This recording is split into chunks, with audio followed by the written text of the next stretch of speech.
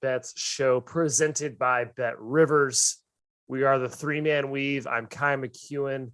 As usual, we are excited to talk about another big slate of college basketball. The slate's huge. Mondo slate. Enormous. Yeah, Jim, it's like 80 games.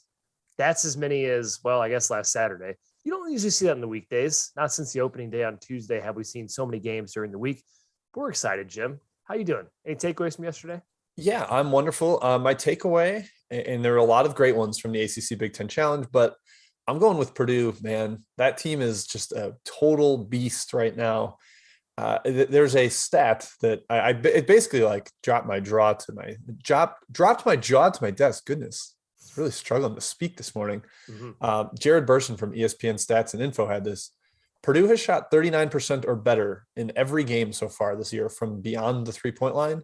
They're the only team in the last decade to do that in 7 straight games. And they've done it in their first 7 games. So it's not just the size. It's not just Jaden Ivey's athleticism. They're torching the nets from deep, Matthew, and they're unstoppable if they're going to do that. Like, you have no chance if they're making threes. Yeah, and they have multiple shooters. So they're not really like immune to, I guess they are immune to like a cold night because they can spread out Stefanovic isn't hitting. They got other guys that can knock him down, and they always get high quality shots too. It's not going to be like a late shot clock. We're going to heave it with 2 seconds left, the guy in our face. So I think that's actually sustainable. Certainly it's something I would not be betting on any type of regression. There was a guy in our Purdue preview commenting that Purdue doesn't have shooting this year. So wonder how he's feeling. Hasn't aged well right now. Yeah. Has not aged well. Well, I guess pretty good because his team's awesome, but probably feels dumb about that take. No, he was a Purdue hater. Purdue hater. Okay. Yeah. I guess I'm kind of a Purdue hater as an IU grad. So I guess I stand in solace with him. Speaking of teams of mine that got not shellacked, but shellacked for the final 2 minutes, pretty tumultuous collapse there from the Duke Blue Devils, had that game completely in hand at Ohio State. The crowd was held to whispers and crickets for much of it because Duke was able to keep them at arm's length, Kai. But the young Devils, faltered down the stretch. It was a microcosm of, I think, a general trend we saw ACC Big Ten Challenge and other spots as well. The home dogs or just home team in general in these short spreads, whether it be a slight favorite or slight dog, played pretty well last night. Saw Pitt compete, pretty much have Minnesota, neck and neck the whole way. We saw Rutgers get back on track. Wake Forest got it done in overtime.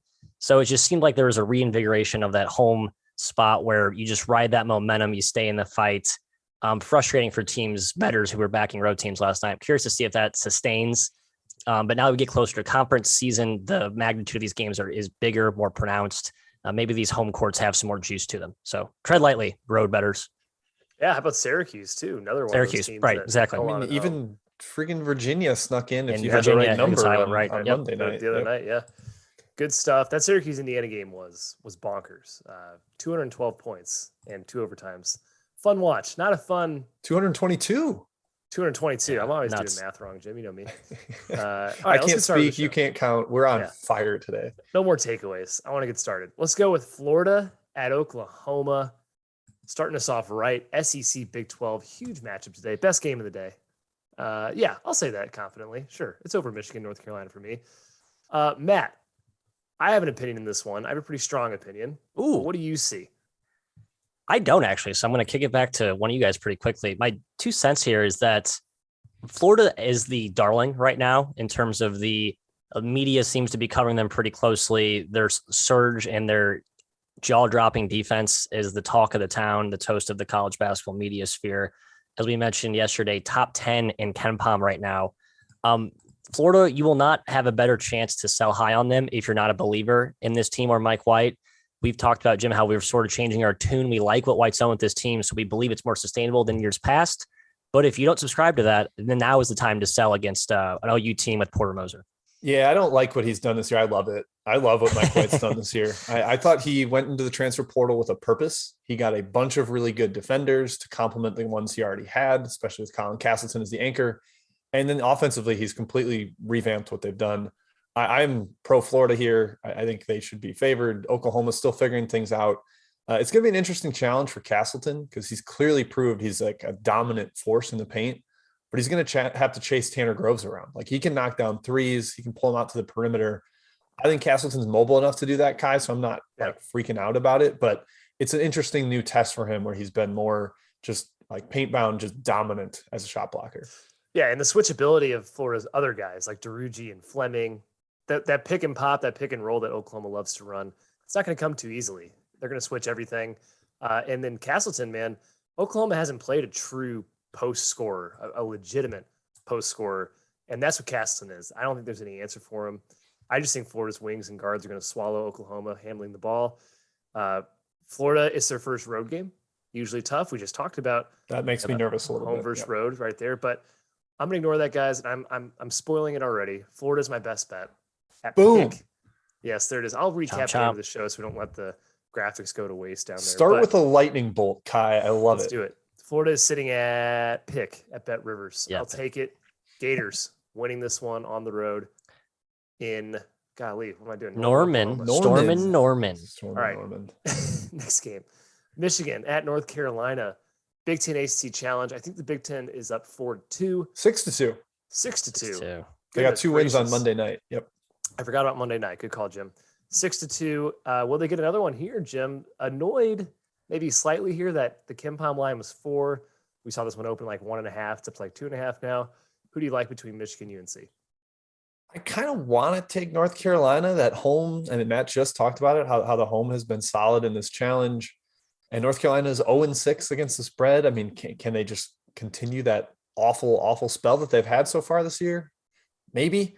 But Michigan's still figuring itself out. They haven't really been able to feed Hunter Dickinson. He took 6 shots against Tarleton State. And part of that is the pace of the game and the way Tarleton plays. But they're still trying to develop the offensive identity. Their guard play is a little suspect still. Devontae Jones hasn't fit into the Mike Smith role as seamlessly as we might have hoped.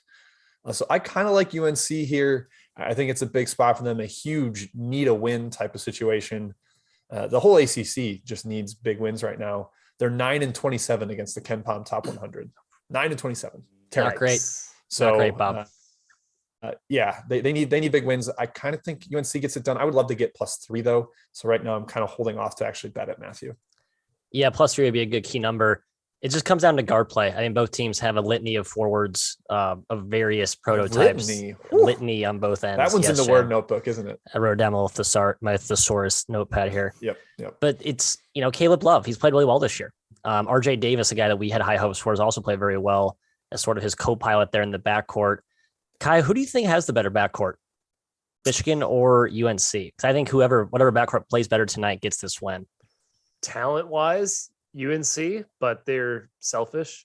They're erratic. I cannot trust their backcourt. I trust Michigan's backcourt more, I think. Yeah. I'm leaning toward Michigan. I think the early money that pushed this from, up to -2.5 has the right side. I do lean Michigan. Only one team plays defense. So yeah. And that's not UNC. It's the other team. Yeah, that's obviously key. And UNC is 0 against the spread. Eventually they have to correct. I think Michigan hasn't covered the last 4. So it's 2 teams kind of looking to get back on track here. I don't really trust either team right now. I agree. If it hit 3, I'd probably lean towards the Tar Heels. Yep. Next game, Virginia Tech at Maryland, another ACC Big Ten challenge. Coaching advantage, Matt, Virginia Tech.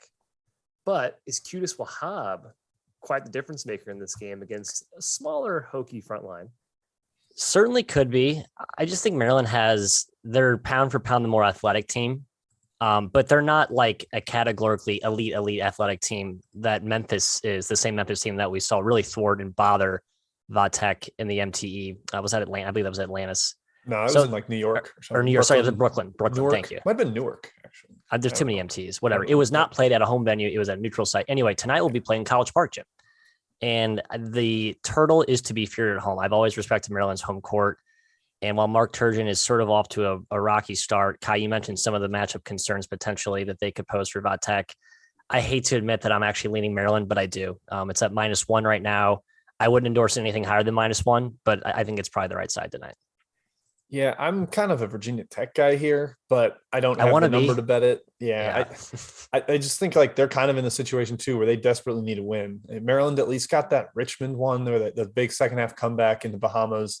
So they've got at least something on their ledger. Virginia Tech dropped 2 in their MTE, couldn't get it done against a mega shorthanded Xavier team. And maybe that's the red flag that I need to stay away here is that Xavier is missing legitimately 3 or 4 starters and Virginia Tech couldn't couldn't take care of business. It helped that Xavier shot really well from downtown. Nate Johnson had 30, which is maybe the only time in his season he'll score 30.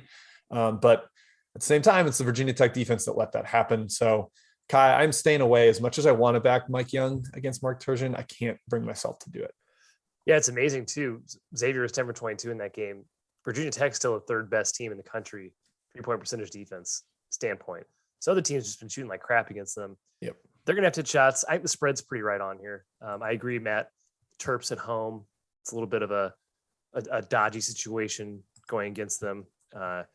I'm staying away completely. In general, neither team point guard play. Storr Murphy, our boy, was really exposed the last two games. Had an awesome start, I think, picking on cupcake, low major, mid-major competition. Then he steps up against the big boys and looks a little bit shell-shocked. And obviously, Fats Russell is the epitome of Jekyll and Hyde. So hard to trust either team going forward. So in this matchup, it's sort of a who the hell knows. Oh, Evan Schwartz just said in the chat that it is Len Bias night at Maryland. I have no interest in getting in the way of that. That's going to be a hype crowd. Yeah, I mean, it might be a Terp hammer then. Love stuff like that. Not in the Moving line. on. Texas Tech at Providence. This one opened huge, in my opinion, but it matched KenPom. Round 4, I believe it is where most books opened it. I saw even higher on offshore books. Settled around 2.5 currently in favor of Texas Tech. They are huge right now in KenPom, Jim. They're 11th, but they have played 0 teams inside the top 250. Is that concerning? It's mega concerning. Their best win is they blew out Prairie View A&M. Okay, good team in the SWAC.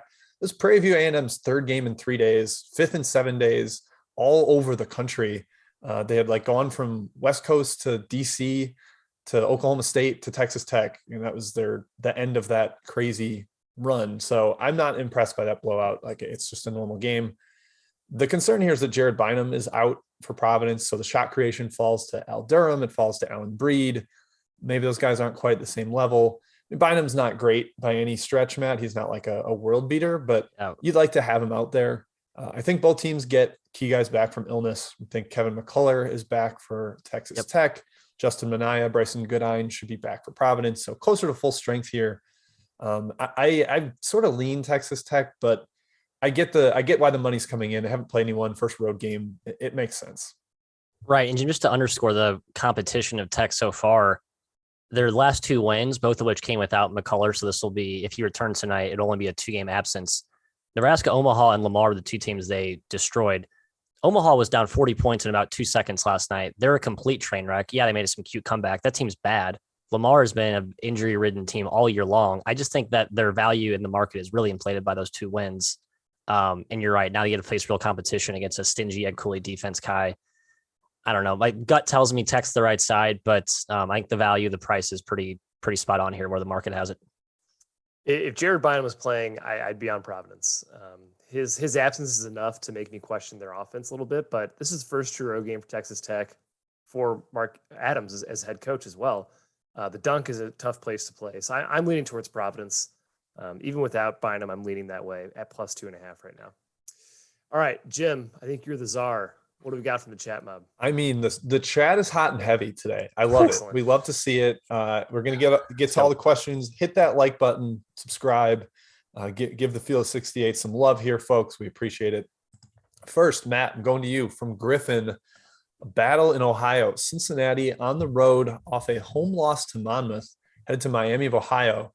2 teams I think we're collectively fairly high on. Do you have a lean here? Yeah, I lean Cincy. I think Miami is a team that's just overvalued right now in the market. I've had Miami on a pedestal for 2 straight years, and finally they're like playing close to the potential I thought they would the last 2 seasons. But I mean, the fact that they're encroaching on top 100 status in KenPom, not for me. You get Cincinnati, a team that we know is really good, coming off the loss, motivated on the road. I like the Bearcats at minus 3.5. It's up to 4. Yeah, up to 4. I would take it anything 4 or below. Yeah, I'm a little spooked at 4, but it's not like a key number or anything. So I would probably still lean that way at 4. I just think there's a bounce back coming. It was a little bit of a fluky shooting split game against Monmouth. I like Cincinnati long term. Really good defensive squad. And Monmouth's really good, by the way. That's all I'll say about that. John Newman missed last game for Cincinnati. Yep. He's not a world beater, but he's useful on the wing. Keep an eye out for him. I don't think it's a major injury, so he might be back.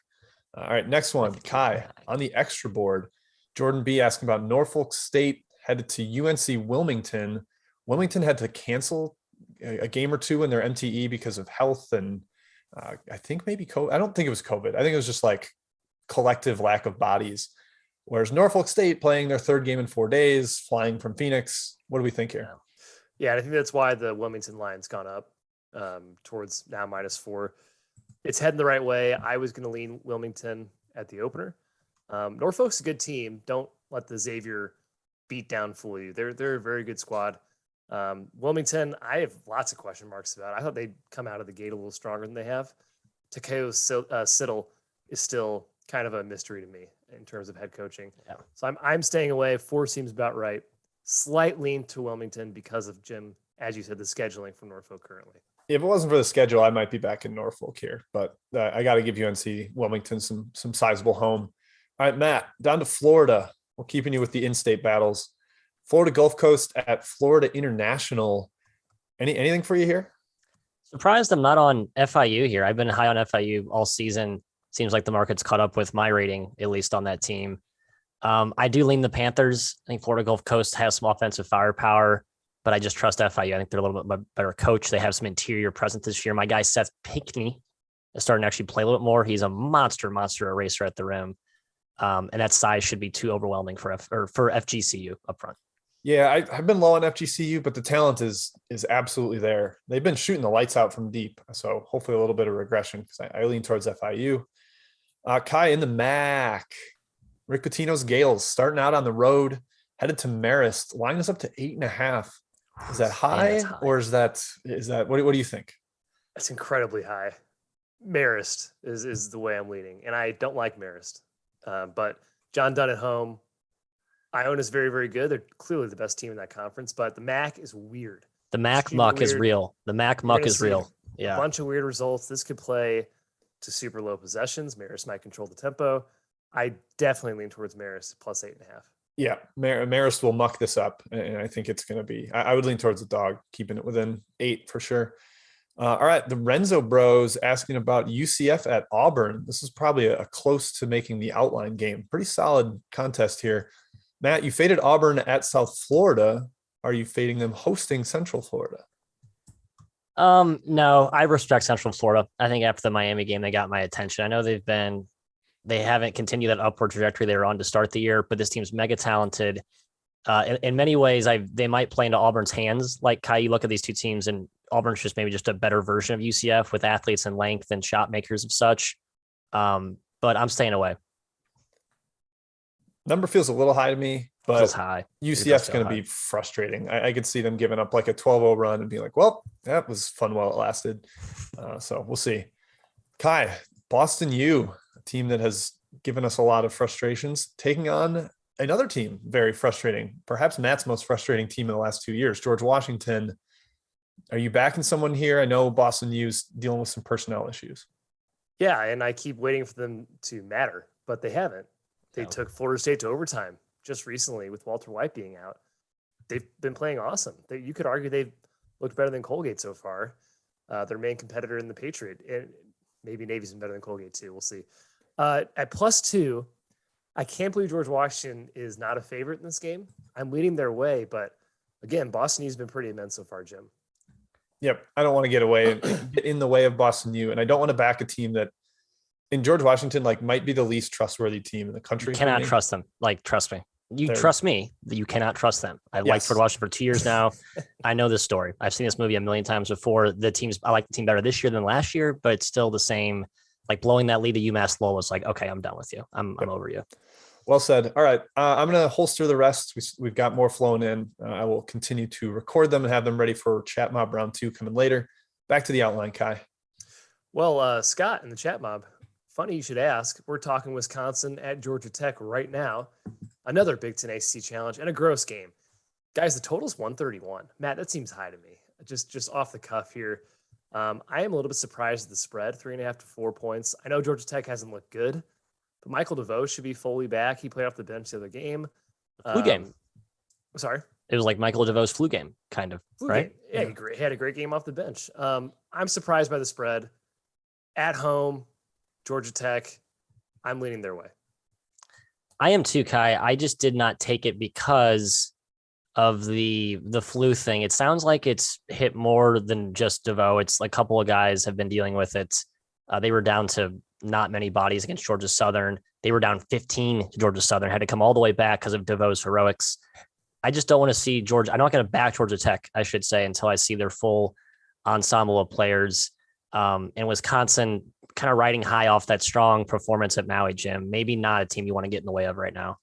Yeah, I was really impressed by Wisconsin in Maui, but I think part of that is because I was low on them. I was like, oh, I don't think this team is top 40. They don't have the juice this year, but Johnny Davis is so good. I mean, he's in the top 10 for Ken Palm Player of the Year right now, and he deserves it. Like mega high usage, the defensive attention that he brings on just opens up so much more for Chucky Hepburn, for Tyler Wall, who had some really big buckets at Maui.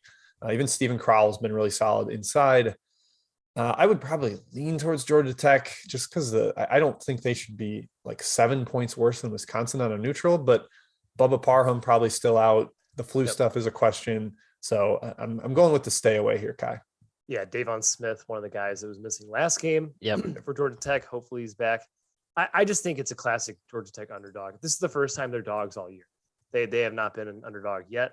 They tend to fare better anecdotally. I agree. I don't know. I don't have the records in front of me, but anecdotally, I think they're better as dogs. So I'm leaning their way. All right, another one. ACC Big Ten.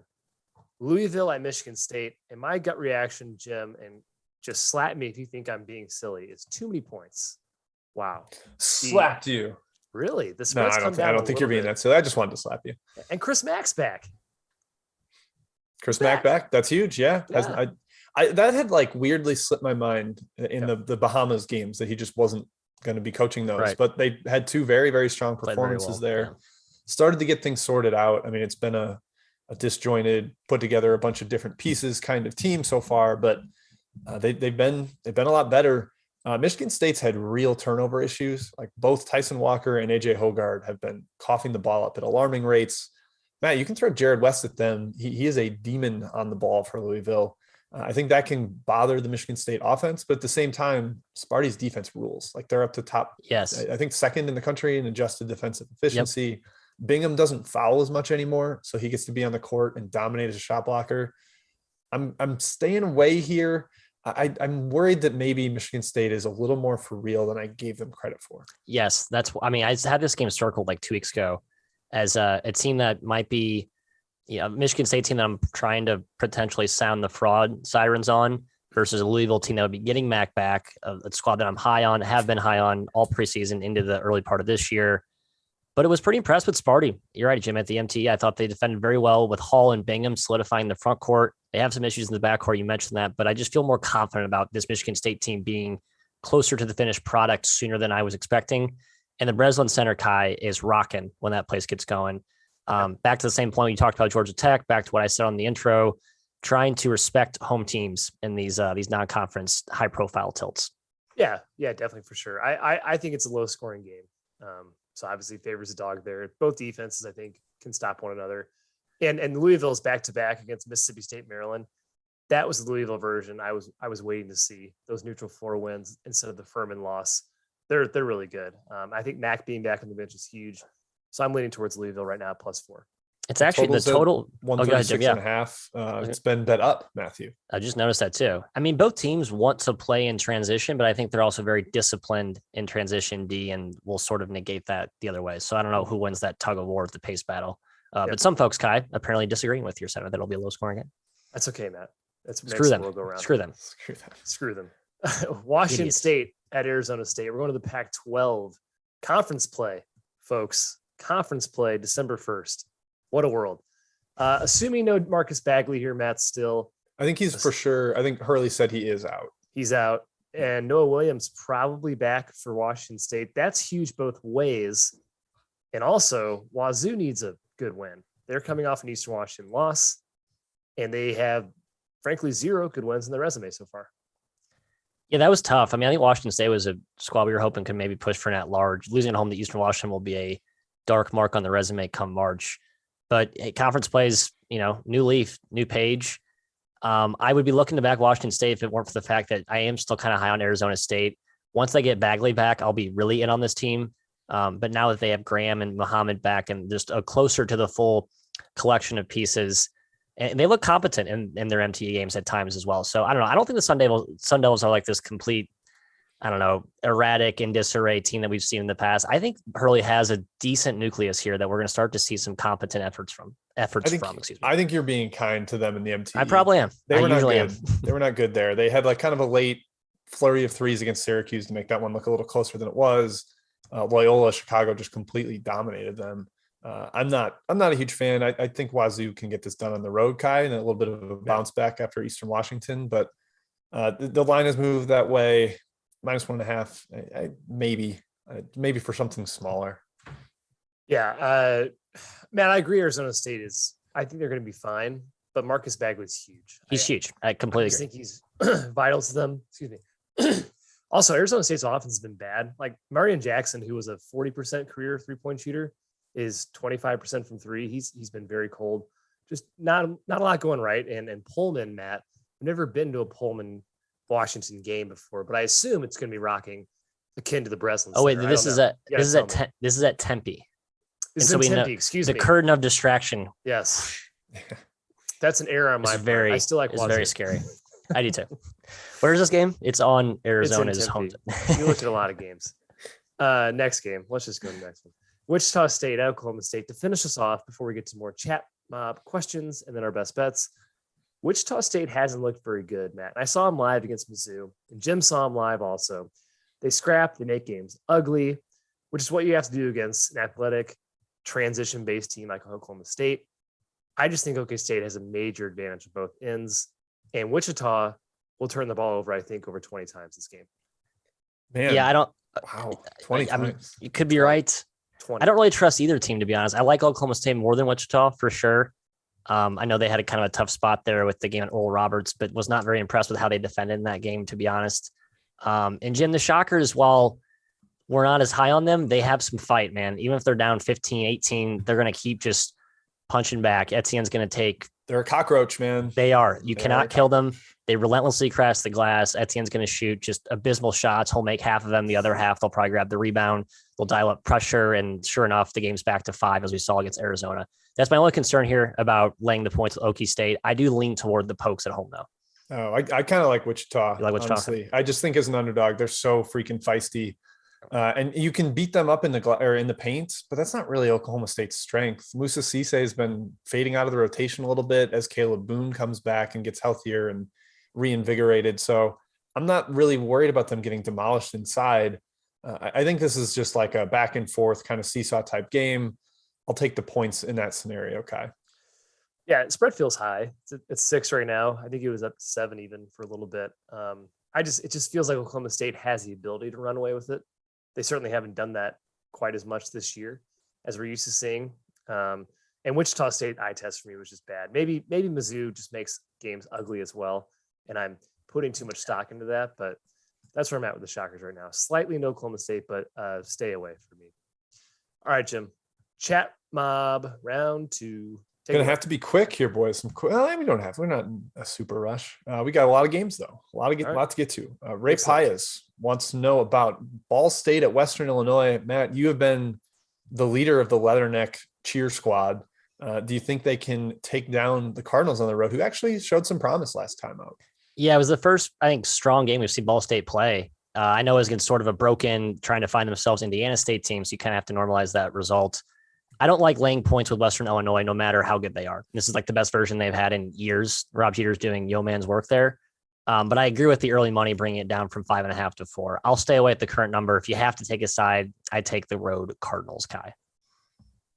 I'm staying away. Staying away. All right, Kai. Hartford at Winthrop. From Julian in the chat. Hartford's got some injury issues. Winthrop, maybe did they find themselves at that big road win at Washington? What do you think? Yeah, Kimbrough, I think, is still out for Hartford. And DeJuan Clayton, the point guard. And DeJuan Clayton, that's proven to be pretty big. They're 0 for right now, straight up. Not super surprised, but still, this is a team that a lot of people thought would compete in the America East, especially with the impending Division III move hanging over their heads. There's a little bit more motivation there. I lean towards Winthrop. That's a big spread at 11. And Winthrop hasn't looked quite as sharp as I want them to, Jim. Yeah, I'm wondering if it's has Winthrop really found themselves, or is Washington just quite bad? Very Either curious to see that. Yeah. Yep. So staying away for now. We're going to do a twofer in the Philly 5 here, boys. Big Five. Matt, going to you first. Ken Ray has LaSalle at Temple. This one's actually at Temple. Do you think the Explorers hang around here? I do. I like LaSalle more than I like Temple, although LaSalle has burned me a couple times this year. That game was non-competitive against Nova, a place we've usually seen them compete in years past. But I sure as hell don't trust Temple's guards, Kai. As talented as they are, there is zero structure or rhyme or reason to some of the shots they take or some of the passes they make. Yeah, well, LaSalle's looked awful, like terrible this season. Yeah, so I don't trust them at all. I guess I trust them a little more than Temple. I don't trust either team. What's LaSalle's best effort, Matt? Goodness. They took Delaware to overtime, and that's... Yep, I was on that game. I like that. It was a strong game. Delaware's good. It's a good team. But that's 1 out of 5 that they played decent. Yeah. I mean, Temple, we can go down their resume, pick all kinds of holes in that. They couldn't get away from who was their USC.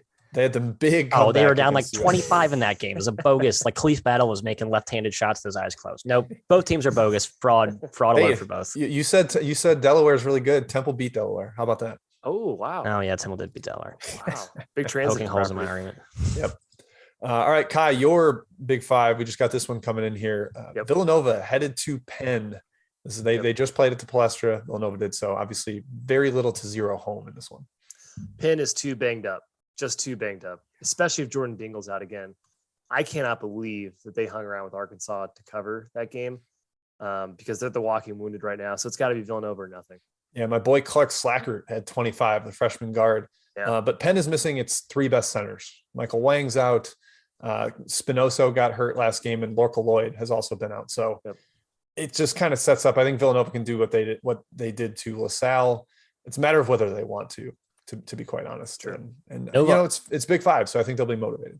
Yeah, and Penn beat Nova 2019. That was kind of a big win. And then they played close last year, 2020, and sat out last year. So Nova, I think with like LaSalle, sort of knows that these teams always play us close. They're not going to take them for granted. They'll be motivated. Yeah. All right, Matt. Ivy League team Columbia, easily the worst of the Ivies this year. Gross. I don't think there's even a comparison. They're headed to UMBC, double-digit underdog here. You like a side? Do you potentially like the over? What are you thinking? I'm pretty on board with fading Columbia whenever you have the opportunity to. I'm not sure that UMBC laying 12 is the right team to do it with, even though they do play pretty fast, and they've played much better the last 2 games under Ferry. I don't know. It's a hard stay away for me. I like UMBC's guards, but 12 is a big number. Yeah, Nweke is still out for Columbia. I think that helps the over. He's their rim protector. They play through him offensively when he's out there, so speeds things up a little bit, makes it more guard-oriented game. But, yeah, I don't trust UMBC as that double-digit favorite. Kai, Ohio at LSU. Graham Haynes wants to know. LSU has been a wagon at home. They've blown everybody out. Mm-hmm. Ohio's really good, but LSU's blown out Belmont. They've blown out Liberty. Like, these are good road dog teams that haven't gotten close. Do you think the Bobcats can stay close? Yeah, LSU is scary too, man. Top 20 defense right now, which is just not what we've seen in the past from Wade. So London disruptive. McDay being out for Ohio worries me. He's their best perimeter defender. That's obviously big against a team with good guards in LSU. Dwight Wilson, his absence has been the entire season. I think it definitely comes into play against LSU as well. I would be very hesitant to take Ohio, even though I think they're a very good team. And under normal circumstances, could keep this one within double digits. LSU just kind of scares me. Yep, I'm with you. I at first was like, oh, Adam Miller's out this year. LSU is going to struggle with guard play. But the fact that they have a terrifying defense is just a game changer for them. Yeah. All right, Matt, battle in Illinois. I'm still hitting you with the in-state battles. Eastern Illinois headed to Northern Illinois. The directionals, baby. Let's do it. Should Northern Illinois be this big of a favorite against anyone? No, they should not. And Eastern Illinois is a bad basketball team. Like there is rebuild and then there's complete reclamation project to the N3. That's what Eastern Illinois is doing. So I can understand why the spread's at 7. But Northern Illinois, the only thing they've done really well this year is compete at Washington. But we know that I think us 3 and 2 producers could go give Washington a run for their money in Seattle. So I'm not impressed by that. I like EIU. They got Keshawn Charles back, I think 2 or 3 games ago. They're getting healthier, closer to their full package of players there. I like Marty Simmons as a dog. kind of slow it down, execute. Maybe they, run some good stuff, 60-50 win or something. This is a claw your eyes out game. This is a keep this one off your ESPN3 feed. We don't need it. Just set it and forget it if you're going to bet it. All right, Kai, Pac-12. USC has been a lot better than maybe we expected and probably should have seen this coming. Maybe their defense is fantastic. They're hosting Utah, who is down Marco Anthony, a key piece for them. Is 7.5 too few points for the Trojans? I lean their way, Jim, because of the injuries to Utah. I think in addition, they're also missing Boston Holt. I think they're missing a couple other guys, which add up. Horchich. Which add up in totality. Yeah, that's right. Totality. Marco Anthony's the big one, obviously. He's the one that really matters. The other two guys are just kind of pieces, but again, it just stacks up when you get further and further into the depth chart. I lean towards USC. I don't buy the 12th best team in the country per KenPom. That doesn't make a whole lot of sense to me, and we can go down a rabbit hole later on that. But I'm leaning towards USC with the injuries. Yeah, I kind of like Craig Smith as a dog, but it's the personnel concerns are too much for me to back him. All right, Matt, Oregon got right by blowing the hell out of Montana this week after their weird Maui conundrums. Do they do so again against UC Riverside? A team who's much better defensively than Montana. What do you see happening here? Man, I have no idea. I don't know. Is that the game that now they figured out and they soar from here? Like the flying V we've seen them do before, Kai, or is that just an anomaly? I can't figure it out. I know Montana was down one of their best defenders in Whitney last game. That's a key loss. Maybe Oregon picked on that. Riverside is a different beast, man. That's like a trip to the dentist to score against that length. I kind of lean Riverside, Kai. Apparently the early money disagrees, so it's been bet up to 12.5 from 11.5 on the opener. Yeah, spread feels a little bit high. I don't know. Riverside hasn't been they obviously won on the buzzer beater against Arizona State, but I feel like they haven't been quite as good. Yeah, I agree. As a dog this season where we normally see them. They haven't made it quite as ugly as they normally do. So I'm just kind of staying away here. Yeah, Riverside coming out, they were up at half against St. Mary's, and then I think they lost the second half by like 20 or something. Yeah, it was concerning. Surprising. Yeah. All right. Still plenty more, guys. We can go quick hitters here if you want. Kai, going back to you. Question from Hot Dog. What's up, Hot Dog? Marshall at Akron. I think you and I have a similar lean on this one. Lean towards Marshall, but I have nothing strong. The spread's right about where I'd make it. Oh. I thought you liked the over, man. I do like the over. Yes. Okay. That's what I was hinting at. I often forget about totals, Jim. You know me. I'm more of a science totals. guy. I do like the over. Yes. Yeah, I think both teams want to run. Akron's played a bunch of slow teams, and now they're going to be willing participants with Marshall in a track meet. That would be my guess. Matt, Central Michigan headed to Xavier. Xavier off that Virginia Tech win. Should be a lot healthier. The flu, hopefully not taking out half their lineup. Might get a Fremantle debut tonight. Where are you leaning here? Yeah, I went against all the signs that point to Xavier blowout. I'm actually going to take CMU for a small little penny as a massive dog here. 26 points, I think it's been bet up to now. Jeez. I don't know. I think Xavier's due for a little bit of a stinker. It just coming off some of those impressive efforts recently feels like just a flat spot. And this number is big, man. I know Central Michigan's not any good, but this is a big number. This is like a SWAC MEAC type of number. I don't think Central Michigan's quite that bad. They've played like it though, unfortunately. They kind of have. I know. Yep. Come on, Barbie. Tony Barbie. All right, your Kai, boy, a couple your questions boy about home dogs here. One coming in from Connor and a couple others. Richmond at Wofford. This one's been bet up. I think you and I like the Spiders at that opener, but yeah, I don't know if you want to lay a field goal here. No, I was really hoping for -2, Jim. Wofford surprised me last game. Messiah Jones is out for the year. I thought that would matter quite a bit, and they were still very good in their last game. They impressed me. They're obviously very well coached. There's still a lot of talent in the roster, so +3, I'm staying away.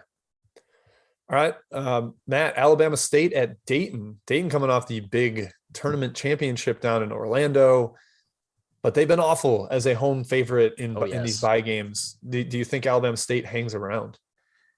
Man, I'm not a big Alabama State fan this year, but again, really? similar to my. You told me you like the talent on that roster. Talent's fine. It's better than I thought, but I'm still not a huge fan. I mean, Mo Williams needs to prove it to me a little more. I know he's had some good results, but now that we've seen the entire 6-1 against the spread.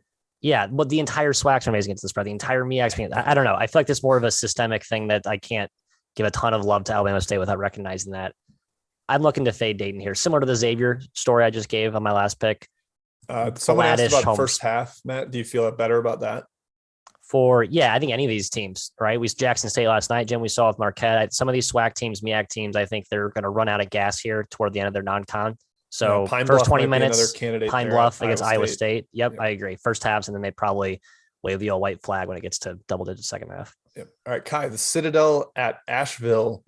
Scott H. wondering, I think he was leaning towards Asheville here. What do you think? I don't think you can bet Asheville unless Claiborne's back. Frankly, it surprises me they're favorite. I think Citadel is still a pretty good team. So I'm leaning towards them at +2.5, +3. Yeah, Citadel just had the escape of covering -10 in overtime. Yeah. Classic stuff right there. Yeah. All right, Matt, couple more. Sean Lutz asking about Nebraska headed to NC State, one of the few ACC Big Ten games we did not cover. Both teams down a key piece between McGowan's and Manny Bates. Anything for you here? Nothing. The number's about right. I have no strong takes. Sorry, It's my lamest opinion of the entire show. There you have it. I wrote this up for Action Network. Both teams super reliant on the free throw line, both top 30 in free throw rate. That's how they score. So maybe if you want to live bet this or something, like keep an eye out for the reffing early. If there's a lot of fouls, then look for the over. But if not, then potentially the under. I went for the under in my write-up. All right, Kai, one more home dog that you may or may not like. Rhode Island headed to Harvard. Rhode Island, this is ahead of their big in-state rivalry game against Providence. Does Harvard catch them looking ahead a little bit? I hope so. I do like Harvard a little bit here. I loved it at +3. Love is a word actually I'll put in quotation marks because Rhode Island's looked really good. I think we talked about it on one of our networks, but Rhode Island's been very good this season. I think it might be a little bit of a look ahead to Providence because it is such a big rivalry game for them. And Harvard is no slouch. They've certainly had a few ups and downs this season as well, but I think they can compete here. Maybe win the game outright. Again, would love +3, but current +2, +2.5, probably just sitting it out. Harvard's guards looked awesome against Northeastern and Colgate, but those are not the same as Rhode Island's speed on the perimeter. So I think they might be a little bit shell-shocked in this one. Yeah, that's all Harvard has is guards. So you got to keep an eye out there. Kirkwood's big, though. That guy is... Kirkwood's a monster. He's Kirkwood great. and Ledlam are both like jumbo forward type of things. Linebacker guards.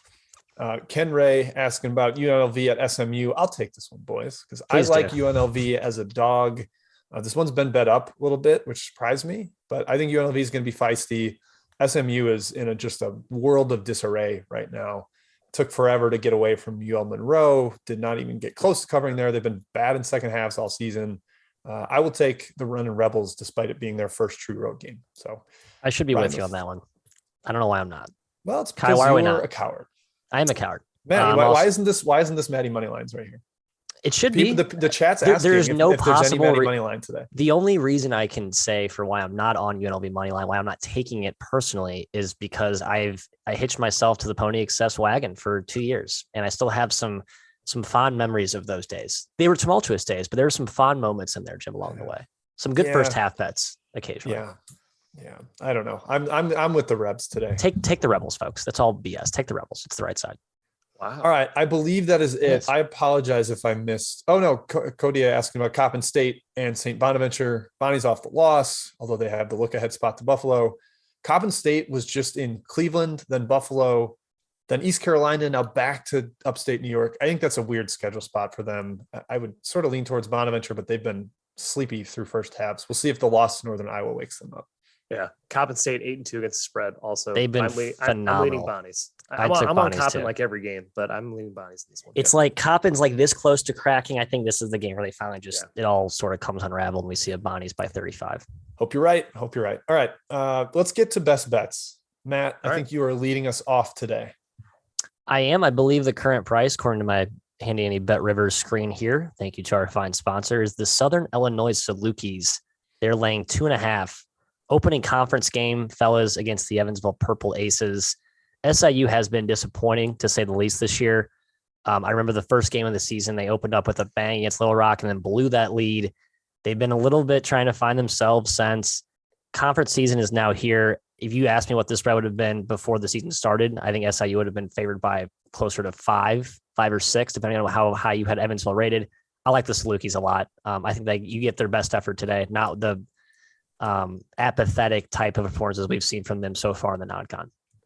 The only concern here, Matt, is that we haven't seen Trent Brown yet. I think he's a valuable perimeter defender for them. Ben Harvey's been out, but I think there's enough there.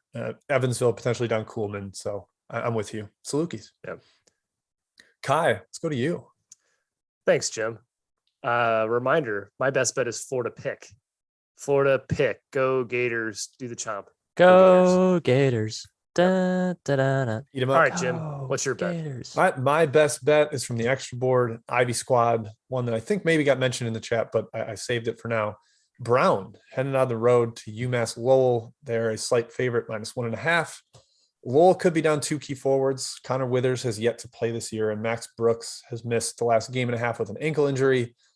Even if they're in, I still like Brown, but if they're out, I think Brown overwhelms them with physicality and interior depth. So I will take the Brown Bears, who've been relatively impressive so far this year. Brown over UMass Lowell. It's surprising me we're still finding value on Brown. He said the quiet part out loud because they've been really, really good this year. Well, Kai, I hope Lowell's been good that we too. don't Lowell's miss burned me a out. bunch. Yeah, Lowell's they burned me a have. lot this Lowell's year. been good the last couple of years in non-con. They've been. I a know. little Pat fancy. Duquette's doing some nice job. They're actually playing defense Some nice unlike work. the first 5 years of his tenure. Yeah. So All right, guys. Well, appreciate you guys joining once again, Chat Mob. Hey, guess what? Today's Wednesday. I had to check my calendar. We are off tomorrow. We're off on Thursday. But then we're coming- tiny slate tomorrow. You Very won't miss small. us, folks. You won't No miss big us. deal. We'll miss you come- though. We will miss you. We will. We always do miss the chat. Right. Yes. Back on Friday at 12 Central. See you then. Again, please subscribe, like to Field of 68 Best Bet YouTube channel. Thanks again to BetRivers. See you Friday.